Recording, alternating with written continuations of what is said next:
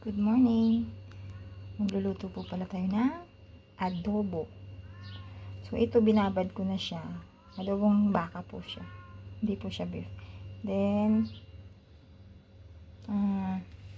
ang aking recipe ay butter, laurel, pamintang buo, tsaka sibuyas.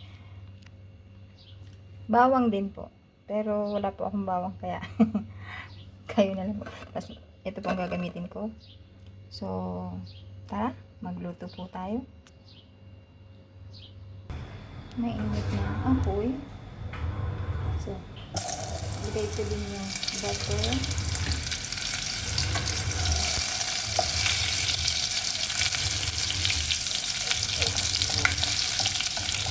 Ang madami yung oil. Unti-ano na lang po yung oil. Tapos lagay ko na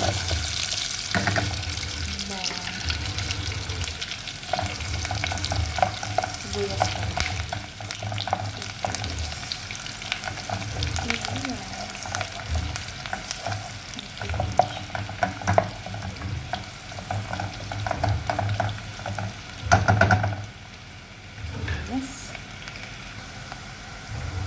Tapos lagay na natin yung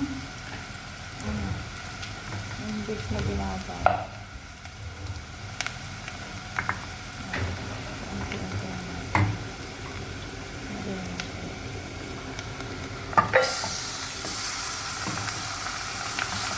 Sangkot-sak natin.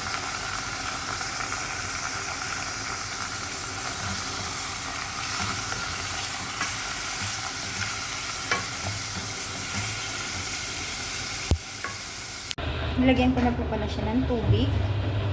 So, mamaya pag lalagay ko na rin po yung laurel, yung tansya na lang po ng kasi nilagyan ko na po siya kagabi ng suka at saka toyo. So, binabad ko po muna siya overnight para po yung lasa niya. So, ngayon, tansyahin nyo na lang kung yung lasa niya. Kung matabang ba or dagdagan nyo na lang.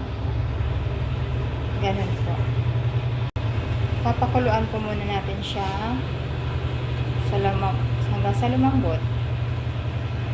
Ganun po. Tapos tikim-tikim lang kung okay na ba yung lasa niya. Ganun po. Okay na po. Kumukulo na. Nagdagdag po ako dyan na konting toyo tsaka granules. Tapos nilagyan ko po ng sili. Kung gusto nyo po ng may anghang, ayan.